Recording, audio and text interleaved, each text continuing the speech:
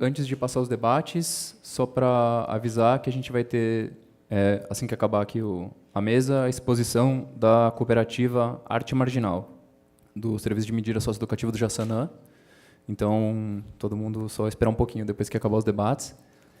E, enfim, acho que a gente já pode iniciar. Quem tiver perguntas puder vir aqui para frente para falar no microfone.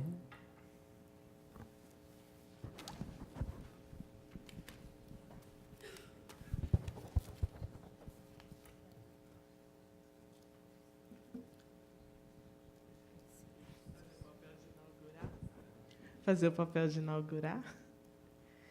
Daniela, eu sou assistente social da Defensoria. Queria trazer uma questão que a gente debateu um pouco no período da manhã, mas que agora, com a representação aí do sistema de justiça na mesa, acho que seria importante a gente retomar, que é a imposição por parte do judiciário, né, dos tratamentos e da construção dos laudos, né? Então, no atendimento às medidas socioeducativas, a gente tem, por vezes, atravessamento de decisões judiciais querendo laudos, rótulos para meninos e meninas, ou seja, pelo uso de substância ou por outro tipo de transtorno, e a imposição, né, a partir desses rótulos, de tratamento. Né? Então, as medidas elas só são extintas a partir do momento em que o adolescente se convence que tem que estar no serviço, né? No CAPS ou em algum outro lugar de tratamento. Caso contrário, isso não acaba, esse processo não acaba e isso vira uma bola de neve por anos e anos em cumprimento de medida. Né? Acho que é um pouco isso.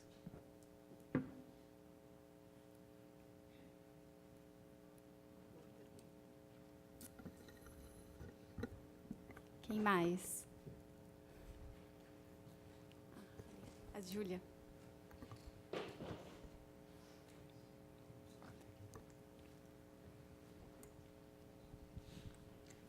Boa tarde. Eu sou terapeuta ocupacional do CAPS-EJ Sapopemba.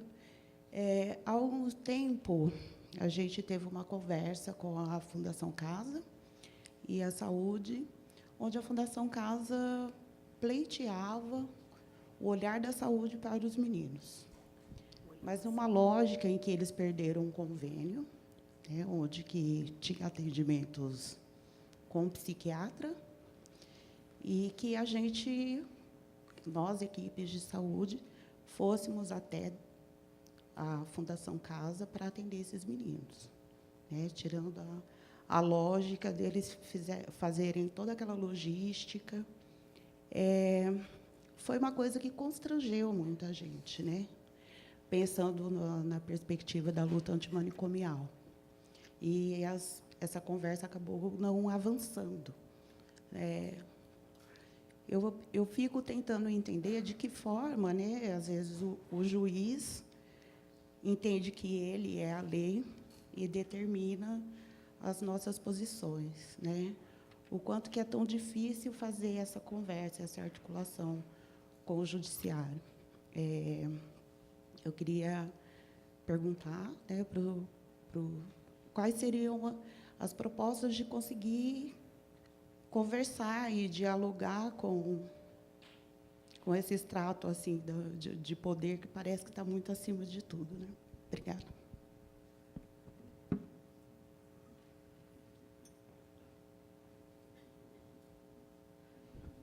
Oi, eu sou Júlia, do CAPS Infanto Juvenil da Moca. Até aproveitando a colega, então, dos CAPS, acho que a rede de CAPS Infanto Juvenil, no último ano, talvez, vem se deparado com essa mudança muito grande desse fluxo saúde mental e Fundação Casa por conta da ruptura do convênio do NUFOR, e, mais recentemente, a gente até escutou que tinham sobrado alguns psiquiatras na rede, meio pontuais, da Fundação, né? E parece que saíram os últimos, as notícias lá da Moca, pelo menos. Então, acho que a gente está se havendo com isso de um jeito muito forte, discutido em fóruns nossos, né, da infância, porque isso traz toda uma série de questões, desde questão de território, adolescentes que são de fora de São Paulo, então vão ser atendidos aonde, no território da unidade, etc., até questões de qual que é a demanda, que acho que aí é a questão mais importante que fica para a gente, né? Qual que é a demanda de cuidado, porque se a gente não quer assumir esse viés mais repressivo, enfim, da polícia de saúde, acho que a gente se depara assim, qual que é essa demanda que nos coloca de cuidado. E aí eu traria, assim, pessoalmente, a gente tem uma unidade feminina no território, acho que as meninas são mais psiquiatrizadas, de uma certa forma, do que os meninos, a Chiquinha Gonzaga, por motivos um pouco diferentes, a questão do comportamento dentro da unidade é diferente, né? Os distúrbios, digamos, ali da unidade. E aí eu colocaria também uma questão que não sei como tratar, não sei como identificar também, mas é a questão do sofrimento proveniente da internação, porque muitas vezes esses adolescentes chegam com essa demanda de tratamento para a drogadição, e se a gente topa, enfim, ali entende que é do nosso atendimento, né, e vai, apesar de ser determinação judicial, enfim, é isso, a gente fica no impasse que, né, é meio difícil. Mas, se a gente vai atender, muitas vezes a gente está atendendo um sofrimento que é da pessoa estar presa, e não é, porque drogadição tal, é outra coisa, né?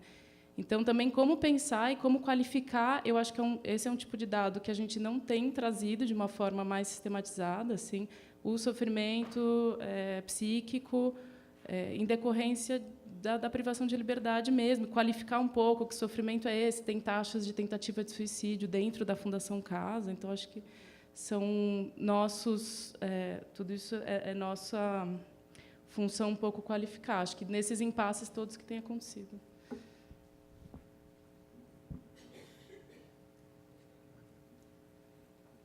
Mais alguém?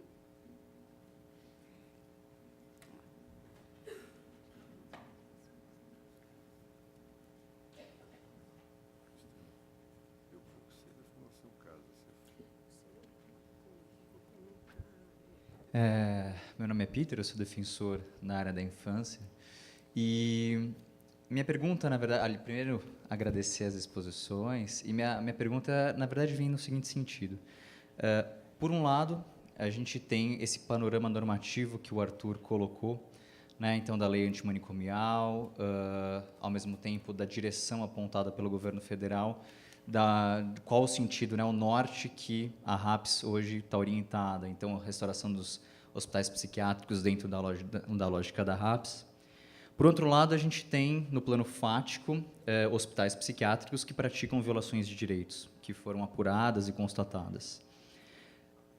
Numa terceira dimensão, a gente tem, na verdade, especificidades de um público específico que a gente está falando, né, que são crianças e adolescentes. E essas especificidades elas vêm numa construção psicossocial, então, que a infância e a juventude trazem, principalmente a adolescência, talvez, né, essa fase de experimentação, de sociabilização, que envolve uma série de questões, e talvez trazendo o uso de drogas nessa fase como muito peculiar, né?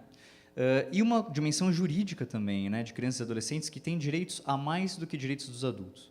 Então, tem direito à educação, direito à convivência familiar e comunitária, proibição de trabalho infantil, né, pensando que existem hospitais, residências e comunidades terapêuticas que ainda exercem o trabalho como forma de terapia.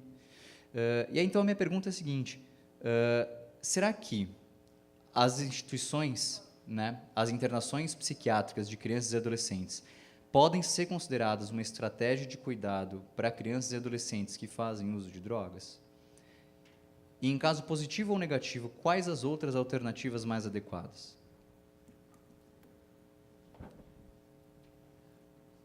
Acho que a gente pode fechar essa primeira rodada de perguntas, e aí depois fazer uma segunda, né?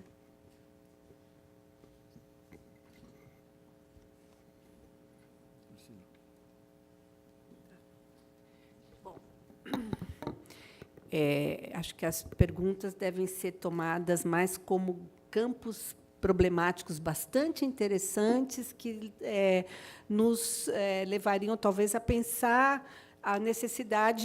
Ai, gente, credo. Vixe, está solto aqui.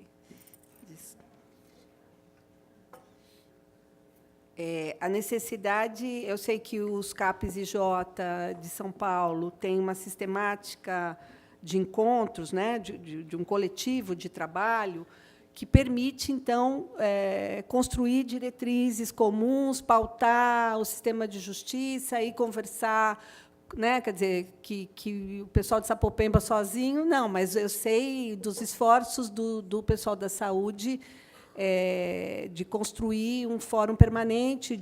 Eu acho que isso deve ser tratado assim. Portanto, é mais fácil falar com a estátua, nem todos são estátuas, mas é mais fácil interpelar coletivamente, né, a promotoria, a defensoria, levar, né, uma proposta. Acho que a gente ganha força, eu acho que seria muito interessante. Mas vou fazer alguns comentários a partir dessas perguntas. A primeira eu acho que, ainda bem que o CAPES-IJ tenha... esteja sendo o intercessor, né, o articulador, o receptor dessas demandas agora. Eu sei que é uma questão complicada, aí também, né, um problema que fazemos com tantas demandas e com esse tipo de demanda. Mas, se a gente recebe uma demanda, a gente tem condições de alterar a demanda, analisar e alterar a demanda. Então, eu acho que, por isso, a gente tem que tomar o CAPES, nesse momento, na sua força intercessora. O que eu chamo de força intercessora? Força capaz de desviar a demanda original e de interferir criativamente nela. Eu me lembro, por exemplo, quer dizer, a gente sabe que os meninos de CAPES...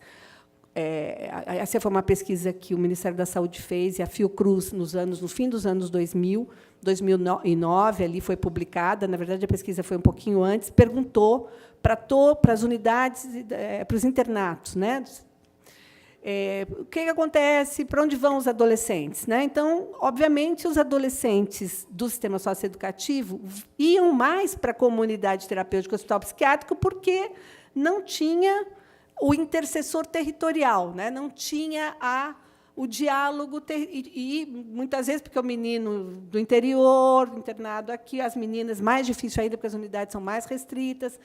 Então, eu acho, ainda bem que acabou esse negócio do convênio com um serviço do Hospital das Clínicas, né? Porque ali era parte de um outro circuito. Não estou aqui discutindo, acho que, enfim, mas, enfim. Acho que é muito legal, é uma oportunidade de interferir. Agora, é claro que são questões diferentes. Então, tem sofrimentos devidos, né, e ligados à internação. Esse sofrimento, eu me lembro, a gente tem relatórios muito interessantes. Me lembro de um relatório que a Unifesp fez nos anos 2000, a pedidos da, então, FEBEM, para analisar a saúde mental na FEBEM. É um relatório bastante interessante, que diagnostica, com muita precisão, os elementos de sofrimento decorrentes, não só a discussão do transtorno de conduta como uma imposição como uma estratégia de certos elementos culturais, né, do modo do menino se colocar ali na experiência, que responde mais a um modo de ser estratégico do que é uma condição pessoal, né? Não tem um transtorno de personalidade, tem algo que faz funcionar dentro daquele circuito, né, institucional. Então, por exemplo, me lembrei, São Bernardo do Campo, que foi um dos municípios, pelo menos há 4 anos atrás, com uma experiência forte de construção da sua RAPS, foi o primeiro município, pelo menos dos que eu conheço aqui da Grande São Paulo, que foi nas unidades da Fundação falar: o responsável sanitário por essa unidade sou eu. Eu, essa UBS, eu, esse CAPES. Foi bater, foi procurar ativamente falar: escuta aqui, quem regula sanitariamente não é só o médico que está ali dentro, o enfermeiro, né? A gente sabe a dificuldade da construção, isso não é só para o sistema socioeducativo, a dificuldade também no campo do sistema penal, a dificuldade de construção de uma política de saúde consequente. A gente sabe os vários problemas que tem, mas a gente houve, né, já certas composições do Ministério da Justiça com a saúde para regulamentar e criar condições de que as unidades, né, estou falando aqui dos internatos, porque é onde a coisa é mais complicada, da Fundação Casa, estejam territorializadas e possam ter respostas no campo da sua rede, né, de atenção. É óbvio que, quando eu também acompanho várias equipes de CAPS, se um promotor pede, ou um juiz pede, que faça um laudo dizendo se tem ou não, se deve ou não, quer dizer, um laudo criminológico. Não, né? Não fazemos laudo criminológico. Então, as respostas pela tem ou não tem, periculosidade, não são nossas respostas. Nossa tarefa é produzir uma análise das necessidades de cuidado e ponto. Então, eu acho bastante interessante, porque isso também posiciona a demanda criminológica do sistema de justiça em outro lugar, né? Que acho que eles que busquem os seus, quando precisam disso, quando querem isso, quer dizer, e a gente é um embate. Eu acho que é um embate super interessante. Eu fortaleceria muito essa possibilidade. E quero lembrar, eu me lembro nos anos, como as demandas vão vindo e vindo, final dos anos 90, todas as clínicas psicológicas das universidades foram chamadas pela FEBEM para oferecer terapia para os adolescentes. Nós juntamos todas as clínicas psicológicas naquela ocasião, pelo menos algumas que toparam essa tarefa, e fizemos um documento fazendo uma análise, pegamos todos os casos que eles queriam encaminhar, fizemos uma análise dizendo que mais da metade daquilo eram questões que não eram para ser, né, demandas psicoterápicas, eram questões relativas ao sofrimento, pela internação. Ou seja, eu acho que a gente tem condições de fazer respostas diferentes, né?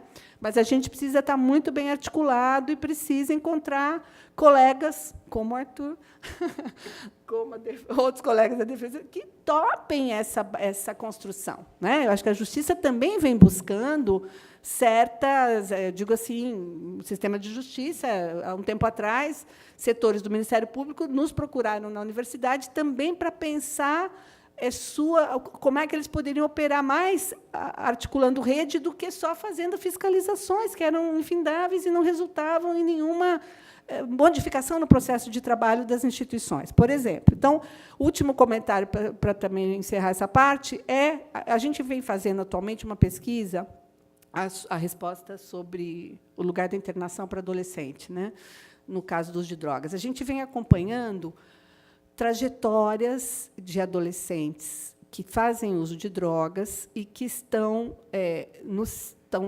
têm necessidade de atenção em saúde, então, em boa parte, estão sendo atendidos por CAPS infanto-juvenil, pela atenção básica, e que estão também no sistema de justiça. Então, estamos lá no território da zona norte da cidade, pesquisando isso. O que eu tenho? A pesquisa ainda não está concluída, mas o que eu tenho visto? Primeiro, muitas vezes, a entrada pelo sistema de justiça, ela não tem operado majoritariamente, ela tem encaminhado para o circuito territorial, né? Quer dizer, a entrada do adolescente no CAPS, então mandou, em geral, sistema aberto, então o adolescente foi liberdade assistida, é diferente. Eu acho que a gente tem circuitos diferentes nos internatos e no sistema em meio aberto. Então, no meio aberto, os adolescentes chegam e são encaminhados para o CAPS-IJ. Encaminhados para o CAPS-IJ, ou a partir de uma intervenção na atenção básica, NASF, eles encontram um circuito de cuidado que altera radicalmente, ou pelo menos altera bastante, uma trajetória que poderia ser, vamos dizer, de maior risco para a vida, para a cronificação de uma situação difícil. Então, nós temos visto que essa operação justiça, a entrada, né, compulsória, a compulsoriedade, não necessariamente, né, obviamente que não estou defendendo nenhuma compulsoriedade, só estou dizendo que a compulsoriedade tem levado certos adolescentes para um circuito de cuidado. Então, esse é um elemento que a gente também precisa poder distinguir e valorizar. Há adolescentes com necessidades de atenção muito complexa? Sim. As respostas em saúde são suficientes? Não. A gente está recém experimentando, por exemplo, as unidades de acolhimento, que são híbridos, né, entre estar numa casa, morar, né, principalmente para a população em situação de rua, e poder ser cuidado. Estou falando, né, das unidades de acolhimento. Não sei quantas vocês têm, são poucas aqui na cidade, mas eu acompanhei um caso da Zona Norte, que a entrada do adolescente nesse lugar sustentou, quer dizer, tirou ele da internação, do risco de uma internação. Porque o que aconteceu com a internação? Ele quase morreu na internação. Olha só. O que quase matou o adolescente foi ter entrado no pronto-socorro e ter tido uma medicação que quase o matou. A medicação quase o matou. Tem lá um nome, síndrome, os psiquiatras, os médicos podem me ajudar, tem uma síndrome porque... Bom, então, sim, total abstinência, quase mataram o adolescente. O outro circuito, com uma gestão da autonomia e das liberdades, né, porque ali a unidade não trabalha com uma segregação, ou seja, a gente necessita de muita experimentação. Acho que há muitas experiências interessantes. A saúde também é muito recente a construção da linha de cuidado ao que outras drogas no campo da infância e adolescência. A gente precisa de mais tempo e mais financiamento, mais consolidação daquilo que a RAPS propõe, né? Eu acho que há muito campo fora da segregação. Depois, a gente está concluindo essa pesquisa agora esse semestre, eu faço questão de passar para vocês essas conclusões depois, né? Tá? Não sei se ajudou. Posso dar eu acho que vou tentar pegar as questões colocadas, todas importantes, mas eu acho que elas se resumem numa questão que chegou no Brasil em 1976, que é a guerra às drogas, né?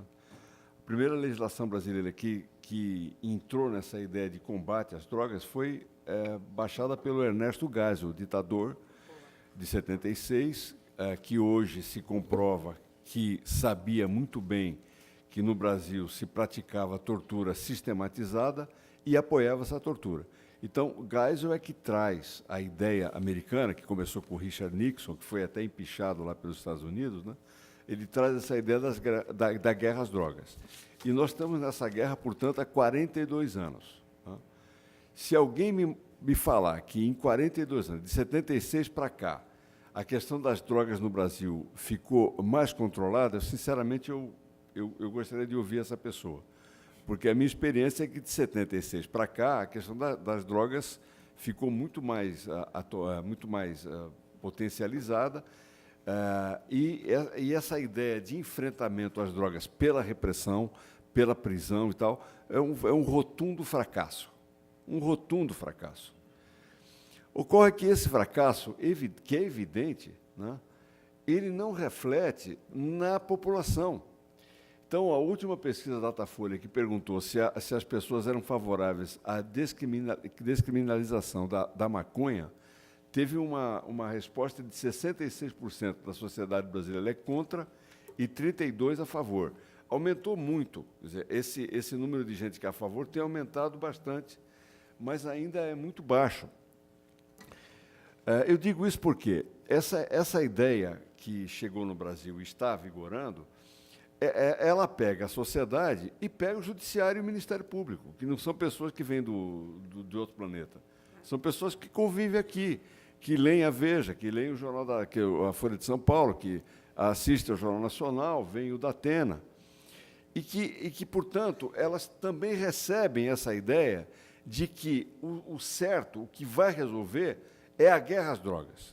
Então, isso, eu diria que 66% da sociedade é contra a liberação da maconha.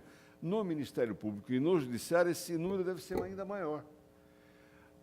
Porque são pessoas que lidam todo o tempo com isso e estão absolutamente convencidas, grande parte delas, que isso vai resolver a questão da droga no Brasil. E não conseguem enxergar que isso é um equívoco monstruoso. Por que um equívoco monstruoso? Porque você tem prendido milhares de jovens brasileiros cujo crime é vender ou portar, né, pequenas quantidades de maconha e de cocaína. Então, você prende sistematicamente essas pessoas, colocam elas em prisões as mais lamentáveis possíveis, prisões que, segundo todos nós sabemos, não estão sob a administração do poder público, estão sob o comando de organização criminosa no Estado de São Paulo. Não é?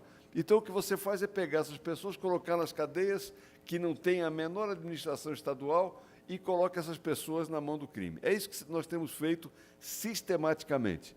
E não temos, assim, digo com toda a franqueza, nós não temos na minha instituição, e também sei que no judiciário não, massa crítica suficiente para mudar essa forma de enfrentamento.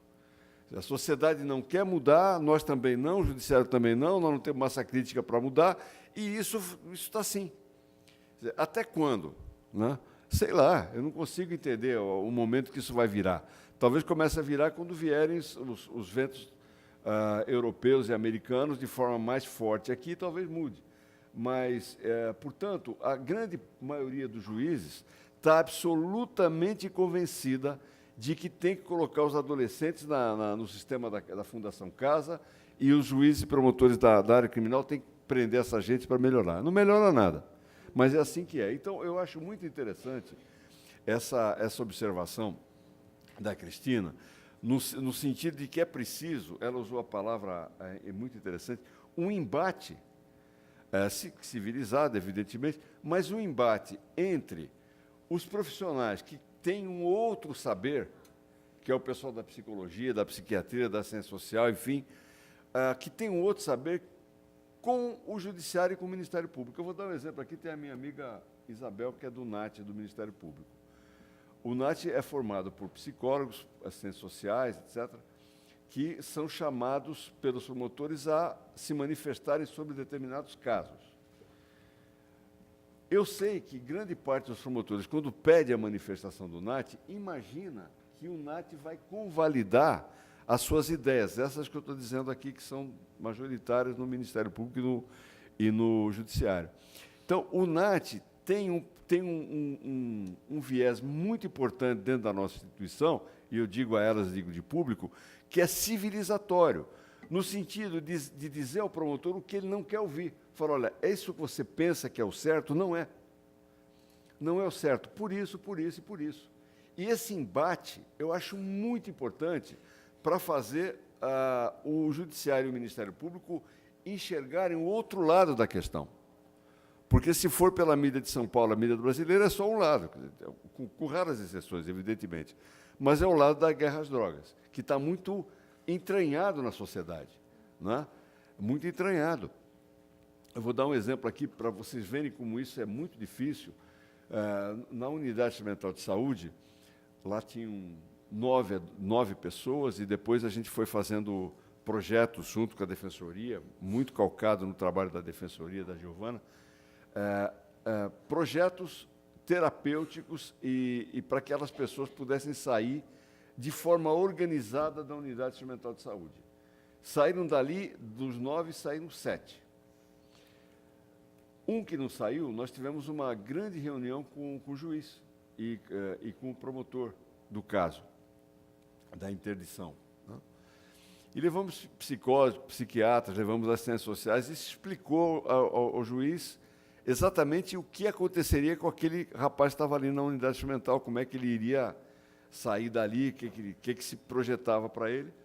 O juiz foi muito... Passamos uma tarde conversando, o juiz foi muito bacana, ouviu tudo, perguntava de forma educada e tudo, mas, ao final, ele fez uma pergunta que, para mim, não é crítica ao juiz, não, mas revela. Ele perguntou assim, caramba, mas o que o Datena vai falar? Foi de uma honestidade pungente. Pungente, porque ele é um ser humano.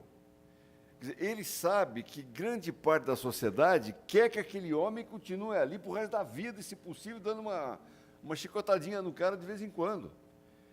E quer dizer, há uma contradição, sabe? Há um problema na sociedade brasileira, que se reflete muito no Judiciário e no Ministério Público. Então, o NAT, os psicólogos e profissionais dos CAPs, quando solicitados a se manifestarem, o façam da forma mais correta possível. O juiz, no primeiro momento, não vai gostar, porque o que ele quer é assim, não, ele continua com periculosidade, fica aí, tchau, amigo, fica aí. Mas todo mundo está ali para acertar. É raro um profissional do direito que está ali para fazer maldade, ele quer acertar. Então, se as pessoas se colocarem de uma forma muito clara, dizendo, olha, isso não é o correto, na minha posição, isso não é o correto, eu acho que isso é muito importante. Então, essa ideia do embate que a Cristina traz, eu acho que é um caminho muito interessante e que, de certa maneira, a Isabel sabe bem disso, está dando certo no Ministério Público. Eu acho que o Ministério Público, desde que se criou o NAT, ele mais avançou do que ficou na retaguarda do processo civilizatório. Bom, a gente pode agora abrir a segunda parte, né, de perguntas.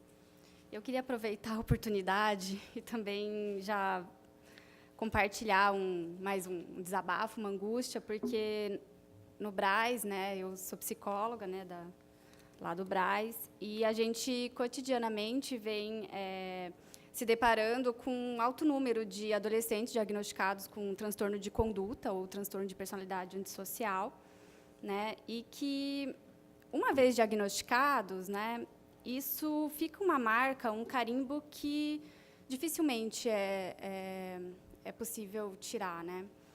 E são das mais absurdas.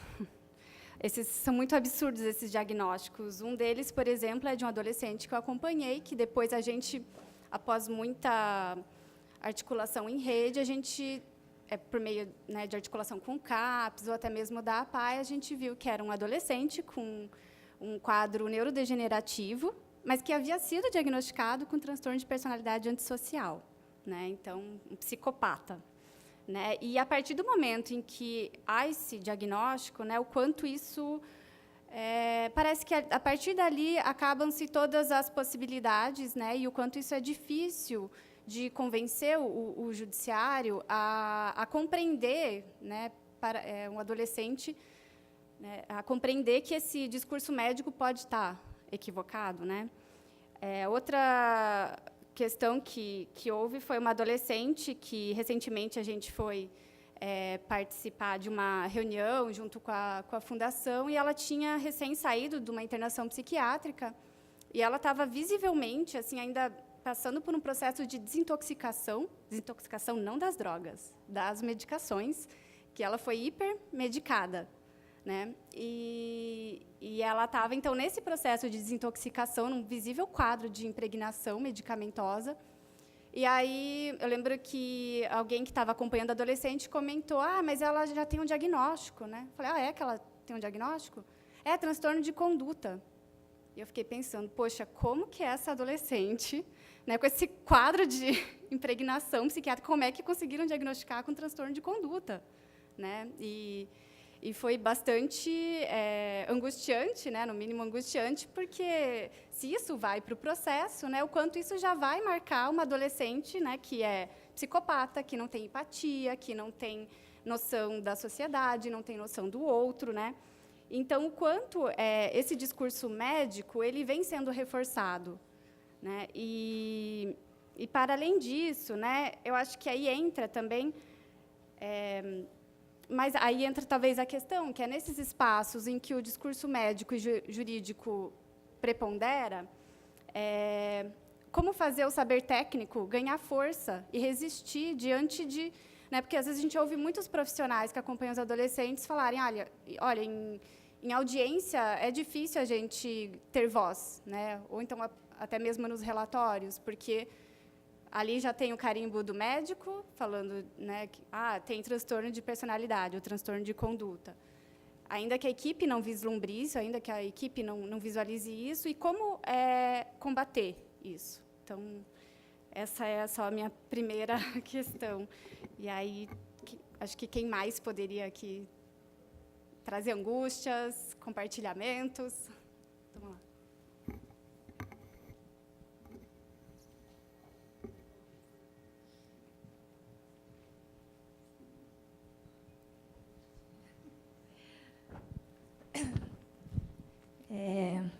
eu fiquei profundamente tocada com essa questão de se arriscar mais. Eu vejo que não é só um embate, né? A minha questão é como é que a gente cria esse terreno fértil na própria população, na sociedade no geral, porque a justiça, a rede de saúde, a rede de assistência, a educação, é um reflexo daquilo que a sociedade também tem como parâmetros e paradigmas, né, do que é o melhor para o convívio social.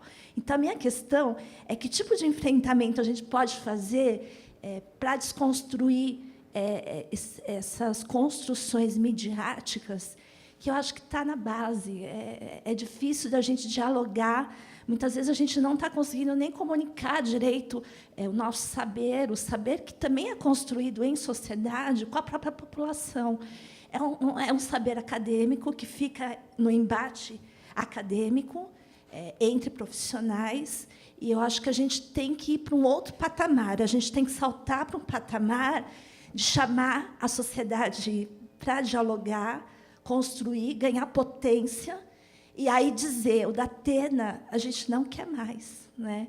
Não é o que o Datena vai dizer, mas é dizer, Datena, eu não quero mais te ouvir. O Datena existe porque a população quer ouvi-lo. Né? E aí fica o embate aqui entre os profissionais, a dificuldade da gente ganhar força entre nós, mas eu queria propor maior risco. Que tipo de risco a gente poderia correr para desconstruir todo esse paradigma que cerca, né, a questão dos adolescentes que cometem ato infracional, que têm problema de saúde mental, e que é tido como perigoso e é veiculado como alguém que precisa ser confinado, trancado, e a população aplaude. Né? E a gente tem mães que dizem, o meu filho morreu, mas ele continua morrendo em mim. Ele tem uma morte física, uma morte simbólica. O nome da família também foi colocado aqui a 4 ventos, então a família também morreu. A gente está nessa situação. Então, eu acho que eu fiquei muito provocada, porque é uma questão para mim, como é que a gente consegue ganhar força na sociedade, não só entre nós aqui, numa discussão acadêmica.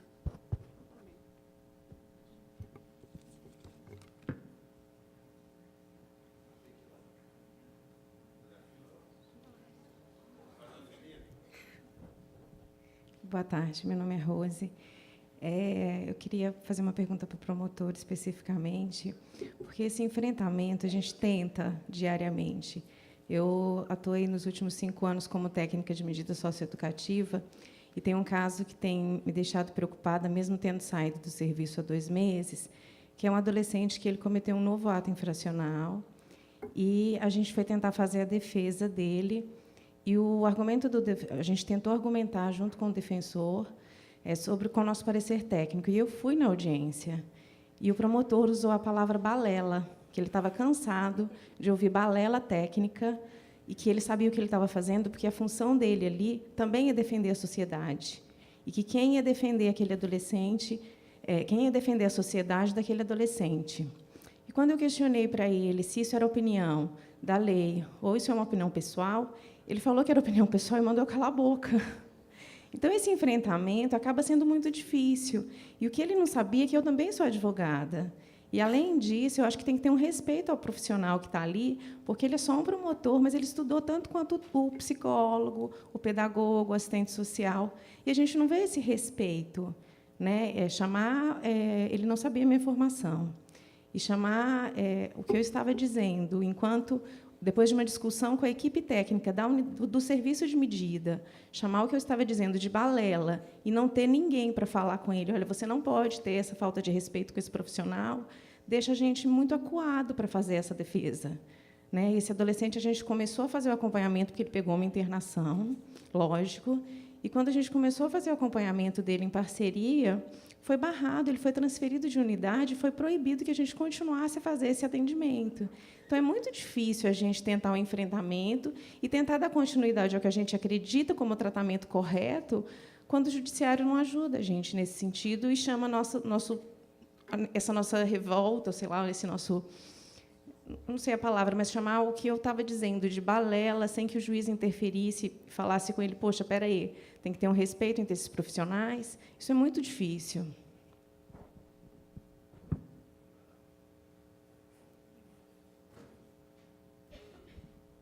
Eu sou Fernanda, eu sou médica psiquiatra do CAPS Infantil da Moca.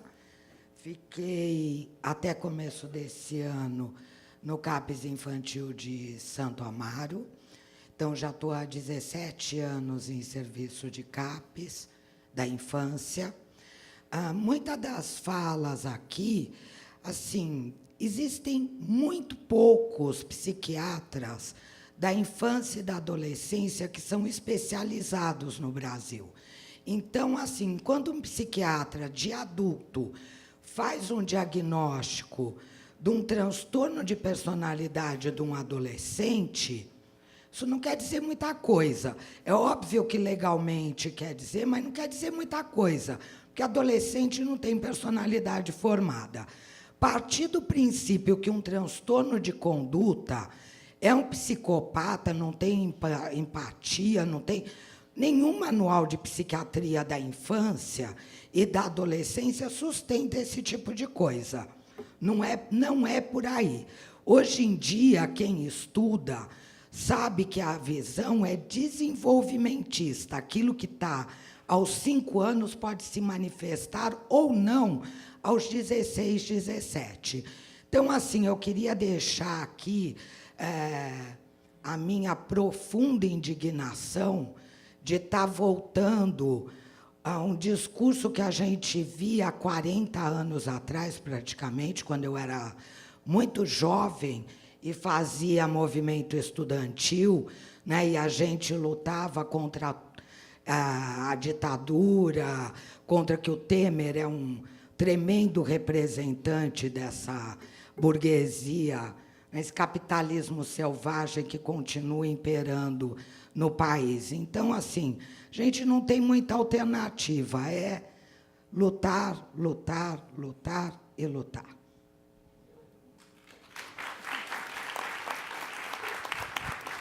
Oi, boa tarde. Meu nome é Wagner. Eu queria fazer uma pergunta, que acho que pensar se é possível para vocês da mesa, né? Relacionar tudo isso que a gente está conversando hoje com um processo de extermínio da juventude, processo de racismo, escravidão, e como que isso se dá, pensando a saúde mental e o encarceramento ou a medicalização enquanto mais um dispositivo do genocídio. Se isso faz sentido para vocês ou se não.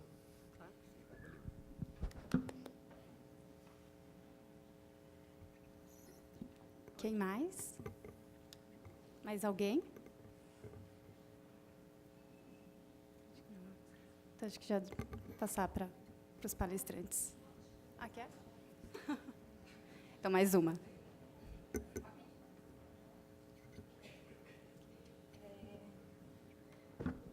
Na verdade, aproveitar um pouco que estamos aqui falando disso, claro que o que eu vou perguntar, ou, na verdade, propor para ser discutido, são assuntos que a gente discute cotidianamente, junto com os serviços... Desculpa, eu sou a Estefânia, sou do CAPS da Moca. Então, a gente discute tanto entre os CAPS, e tanto, né, com a articulação da rede, de forma geral, enfim, mas fico pensando... Eu queria muito estar errada, mas eu não acho que a dificuldade dos juízes é uma falta de compreensão. Eu acho que é uma escolha política, elitista, que perpetua a divisão do poder no nosso país, como sempre foi. Então, eu não acho que é uma questão de esclarecimento só, e nem da gente argumentar. Isso a gente vem fazendo há muito tempo, né, cada vez mais. É claro que tem aquela clássica, o juiz determinou, mas aí acho que é bem difícil a gente conseguir comprar isso hoje em dia, né, no campo de trabalho que a gente escolheu atuar. Então, a gente sempre argumenta, escreve, vai na audiência, vai de bonde na audiência, às vezes ainda... Enfim, então, as estratégias que a gente vai tentando são várias, mas eu acho que as conquistas não são proporcionais ao tanto que a gente tem tentado esse enfrentamento. Então, eu acho que seria legal a gente poder conversar um pouco sobre estratégias mesmo. Então, enquanto CAPS, por exemplo, a gente evita ao máximo aí posso dizer pelo nosso CAPES, né, colocar em termos diagnósticos, a não ser que seja extremamente necessário, ou a não ser que isso vá ajudar no processo. Aí a gente fica ali, né, na delicadeza construindo, falando, putz, será que dessa vez o diagnóstico ajuda, ou dessa vez o diagnóstico atrapalha? Tentando fazer aí um jogo de xadrez para tentar encontrar a situação mais favorável possível para o menino, para o usuário. Então, é isso. Queria pensar um pouco essas estratégias de guerra mesmo, para além do esclarecimento.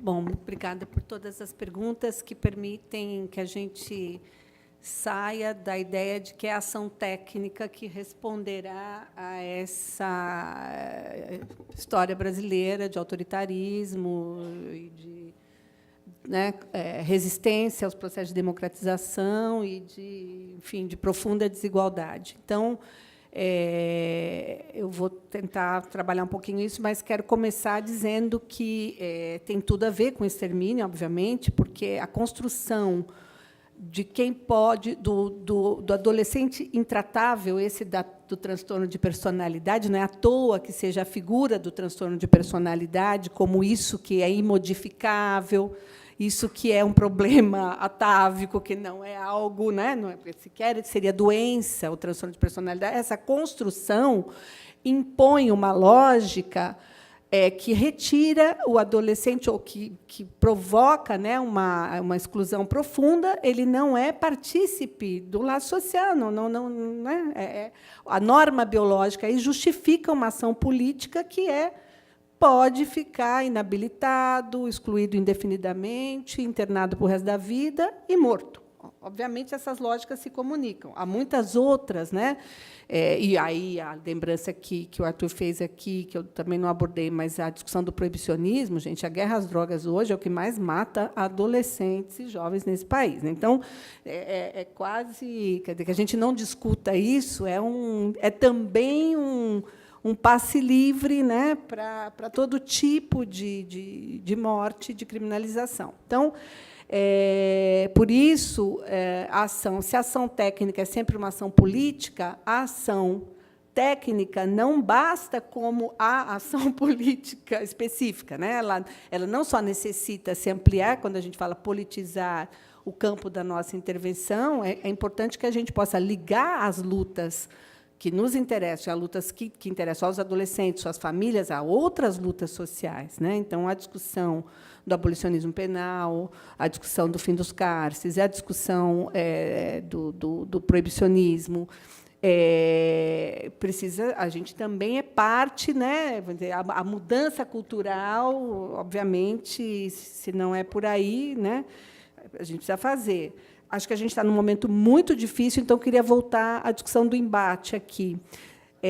Não sempre a estratégia do embate, principalmente eu tenho acompanhado um pouco a discussão da redução de danos versus abstinência, né, como uma discussão que dicotomizou e que separou, muitas vezes, campos que não precisavam estar separados, né, exatamente, falo pelas demandas de famílias, que às vezes vêm pedindo algo que tem o nome, ou pareceria ser uma internação, poderia ser diferente, né, mas eu digo que, quer dizer, fazer, eu acho que não temer, não ter medo, né, e não temer, se posicionar e se posicionar coletivamente é muito importante, que a gente enuncie posições, né, que a gente enuncie qual a nossa posição, afirmar a nossa posição. Não necessariamente isso é uma lógica de embate, né? Essa é uma lógica afirmativa muito importante e uma lógica de distinção, né? Isso aqui se faz assim, nós fazemos assim, nós cuidamos desse modo. Afirmar isso é um momento muito importante. Acho que a gente está num tempo em que também certas, quer dizer, não só de conservadorismos, então não bastasse a afirmação, né, do lugar, né, das elites e da manutenção e do acirramento das desigualdades, mas também de ondas conservadoras que têm dificultado, né, ou que são reação também a conquistas, né, sociais que foram feitas no campo, principalmente das subjetivações minoritárias, as mulheres, né, o movimento negro, todos os movimentos que vem afirmando, né, um direito enfim, a subjetivações distintas, né, e o direito à vida, né, ao acesso ao conjunto de bens que se inventou e que se produziu até o momento. Então, é um momento muito difícil, acho que se perdeu também, se quebrou um imaginário de cordialidade, né? Então, a gente também está num momento em que a discussão da reparação e enfim, das lutas por reparação são muito importantes e precisam ser acolhidas, né?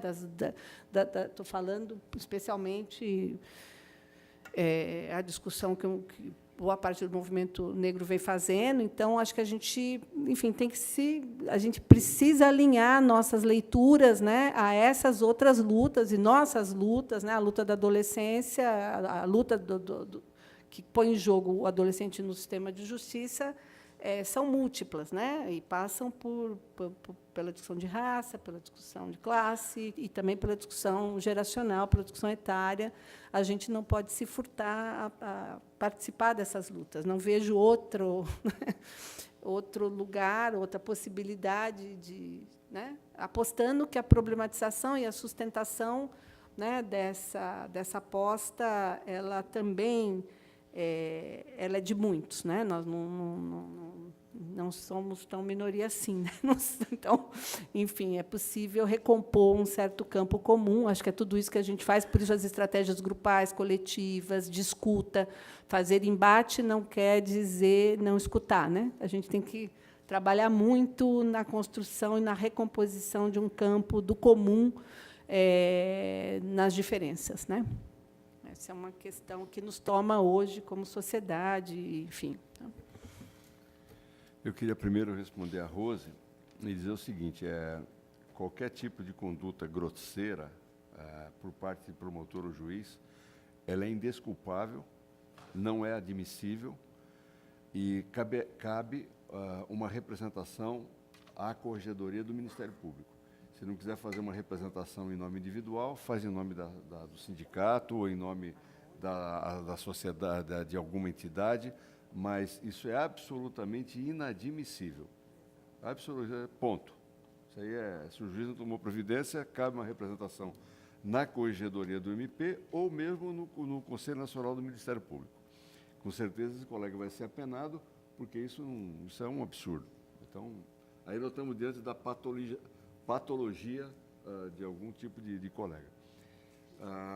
Eu queria tratar agora das questões levantadas pelo Wagner, pela Stephanie, pela Fernanda, pela Giovana. Eu acho que se a gente perder o sentido da história, a gente não entende o jogo e o momento do jogo, né?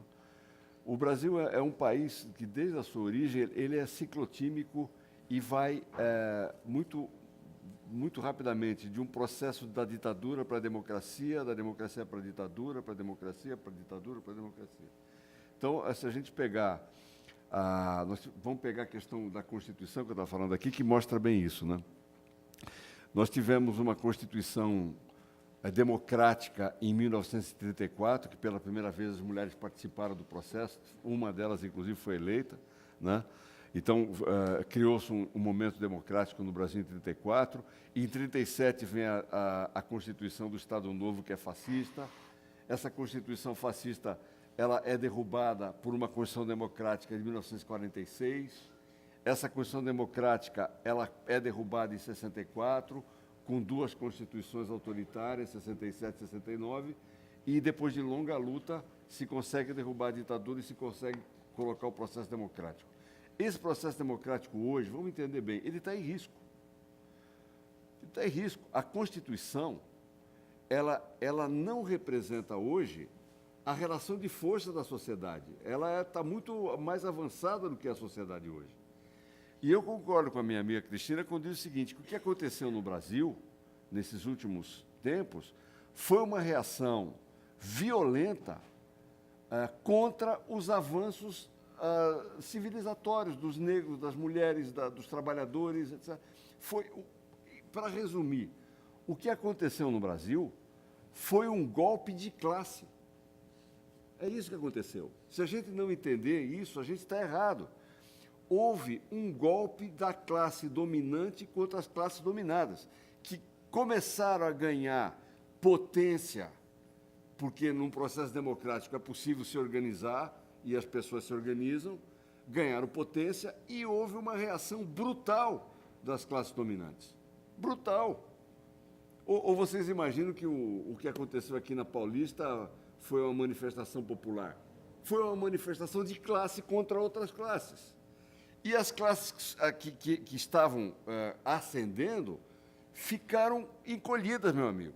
Foi isso que aconteceu. Não conseguiram responder à altura, porque não tinha e não tem uma organização, não tem a mídia, não tem isso, não tem aquilo. Então, o que aconteceu foi um golpe de classe. Uma classe ganhou e as outras classes perderam. Agora, se começa, né, como nada é eterno no mundo, se começa novamente essas classes mais dominadas a novamente começarem a se articular. É isso que está acontecendo no Brasil. É um novo embate de classes, certo? Então, eu não acho que as conquistas sejam poucas, Stephanie. Elas não foram poucas. Elas foram grandes. A gente talvez não tivesse a dimensão delas, certo? A marcha da maconha, não é? Eu não estou discutindo se for as lutas feministas, as lutas dos movimentos negros, enfim, houve no Brasil um momento de grande ascensão das classes dominadas e houve uma violência contra elas. Agora, isso como a história não acabou, né, esse embate continua aí. Esse embate continua aí. Ele voltou, certo? Ele voltou. Todo mundo percebeu que quem ganhou e quem perdeu. Ninguém se engana mais no Brasil. Se alguém podia se enganar de quem ganhou e quem perdeu com o golpe, agora ninguém se engana. Todo mundo sabe quem ganhou e todo mundo sabe quem perdeu. Quem perdeu falou, opa, não, eu não estou satisfeito com a perda. Eu estou querendo rediscutir essa questão, não está legal para mim. Eu perdi meu emprego, mudaram a CLT, eu perdi um monte de coisa, eu estou ferrado, para mim está ruim. Epa, não está legal, me enganaram. Né? Então, esse processo, que é riquíssimo, eu acho que esse processo, nesse momento, o Brasil está passando por um momento riquíssimo para a gente entender o Brasil, para a gente entender o que são as classes sociais, os interesses das classes, entendeu? E esse embate está aí. Quem vai ganhar, quem vai perder? Aí, meu amigo, é o seguinte, quem tiver mais garrafa vazia para vender vai ganhar. Alguém vai ganhar, alguém vai perder, não vai ter empate. Ah, você vai ganhar um pouquinho, eu vou ganhar mais. Não. As classes dominantes falam assim, não queremos que vocês ganhem nada. Nada. Nem migalha. Não queremos vocês nos aviões. Não queremos vocês nas universidades. Não queremos negro nas universidades. Não queremos. Chega, não quero. E deram o golpe. É isso que aconteceu. E agora esse golpe pode ser ou não revertido. Então, esse embate, meus amigos, esse embate é brutal. Achar que o que a gente conseguiu pouco nesses anos de democracia não foi, não. Foi bastante. Talvez não tenha sido o suficiente. Agora, para o nível do Brasil, com essa classe dominante cruel que nós temos, meu amigo, foi muito. E nós temos que defender essas conquistas com unhas e dentes, sabe? E essa luta vai se dar em todo lugar. Vai se dar com você, Stephanie, lá na Moca, vai se dar quando você escreve as suas observações, o juiz não gosta, não gosta, mas esse é o processo de embate mesmo, é normal, certo? É normal, isso é normal. Não vejo nenhum mal nisso. E ninguém fique chateada, porque se o juiz não levar até o último momento a sua posição. Agora, mas você escreveu, está lá escrito. Né? Então, eu acho que a gente está passando por um momento muito interessante do Brasil, de renascimento de um Brasil, né, que foi massacrado há 2 anos atrás e que estava destroçado, está renascendo. Vamos ver se tem força suficiente para fazer com que, novamente, as classes dominadas ascendam. Porque, se for esperar pela bondade alheia, amigo, esquece.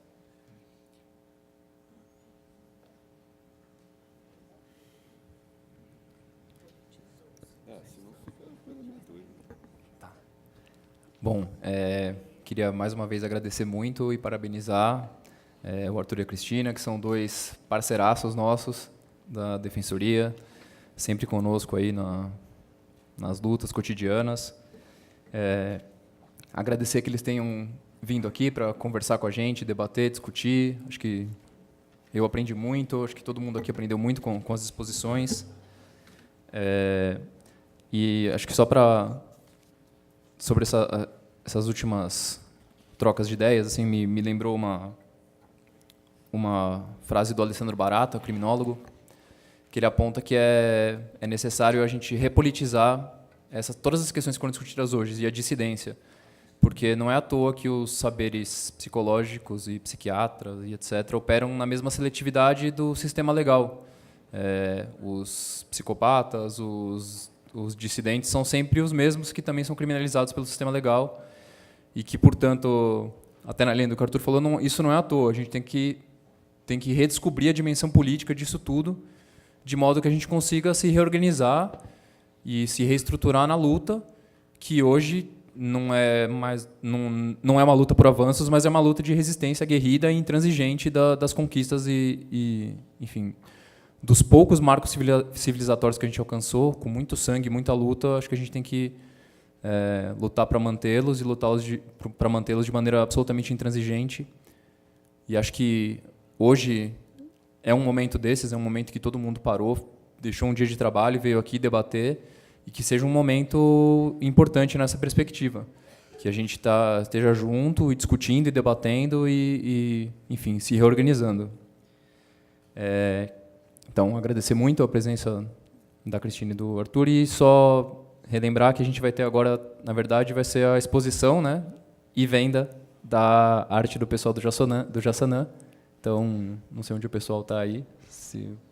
Está lá fora já, é isso? Tá, então o pessoal está lá fora, então quem puder dar uma olhada aí e ajudar. Então, muito obrigado, gente.